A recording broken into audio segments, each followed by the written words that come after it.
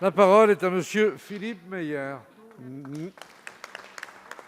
Merci, Monsieur le Président. Ma question s'adresse au ministre de l'Éducation nationale. La représentation nationale, comme tous les Français, a été profondément choquée par le meurtre atroce, sauvage de Samuel Paty. Nous l'avons largement exprimé cet après-midi. Nous sommes plusieurs députés, enseignants de profession dans l'hémicycle et quelques-uns professeurs d'histoire-géographie, enseignement moral et civique, et ce, sur tous les bancs. C'était encore mon cas il y a quelques semaines.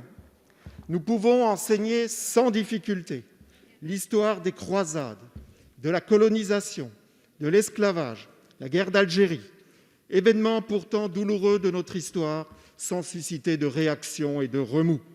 Il en va tout autrement du récit des génocides juifs et arméniens, de l'islamisme radical, de la liberté d'expression, pilier de la Déclaration des droits de l'homme. Ces sujets sont dans nos programmes.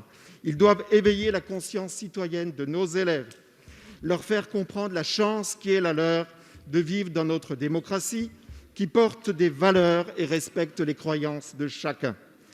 Les enseignants ne doivent pas se conformer à une forme d'autocensure concernant ces faits historiques, de peur de réactions hostiles d'élèves, de parents ou d'autorités religieuses locales. Les enseignements scientifiques doivent aborder la théorie de l'évolution.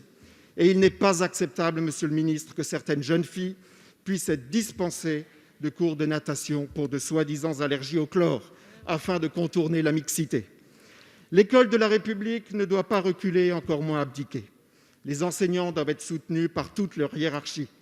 Les difficultés de ces enseignements ne se limitent pas aux établissements dans les quartiers sensibles. La majorité des écoles est concernée.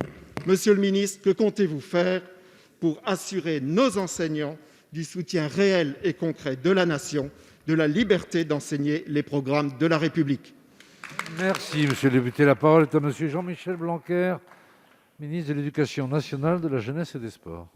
Monsieur le Président, Mesdames et Messieurs les députés, Monsieur le député Philippe Meyer, vous avez bien raison, on ne saurait en aucun cas reculer sur le contenu des programmes. Ces programmes, d'ailleurs, en France, sont un de nos atouts, ils sont exigeants, ils sont riches, et nous avons été dans le sens de cette exigence et de cette richesse avec la réforme des programmes du lycée. Et bien entendu, quant à leur contenu, nous n'avons pas reculé d'un pouce sur l'ensemble des enjeux que vous venez de mentionner, et notamment sur cette culture scientifique que nous devons absolument donner à tous nos élèves. Cela fait partie de l'élévation de leur connaissance et de leur conscience. En effet, nous devons être attentifs à ce que les professeurs d'histoire-géographie ne soient pas dans une situation comme celle que vous avez décrite. Je recevrai d'ailleurs ces prochains jours l'association des professeurs d'histoire-géographie pour aborder l'ensemble de ces questions, voir les différents soutiens supplémentaires qu'on peut leur apporter dans les temps à venir sur cet enjeu. L'un des enjeux d'ailleurs, c'est le fait qu'ils ne soient pas les seuls forcément à enseigner l'éducation morale et civique, mais que ce soit l'ensemble du corps professoral engagé dans les enjeux à la fois théoriques et pratiques de l'enseignement moral et civique. Même raisonnement s'agissant des sciences. Nous ne devons laisser aucune discipline seule par rapport aux différentes contestations qui peuvent exister. Et nous devons donc non seulement rappeler les principes de laïcité au quotidien, mais aussi ne jamais reculer sur les enjeux de programme. Les organisations syndicales m'ont demandé pour le 2 novembre un document clair, net, fort et précis sur l'encadrement de l'ensemble de ces pratiques. Je le ferai, et je le ferai bien volontiers. C'est pourquoi j'ai demandé au Conseil des sages de la laïcité, en lien avec le Conseil supérieur des programmes, de siéger de façon permanente dans la période actuelle pour recevoir toutes les parties prenantes, et éventuellement les élus de la nation qui le désirent, pour regarder l'ensemble des mesures que nous devons prendre pour aller plus loin, pour qu'il n'y ait évidemment aucune compromission en ce qui concerne l'enseignement, mais aussi l'ensemble des pratiques laïques de notre école républicaine. Merci, monsieur le ministre.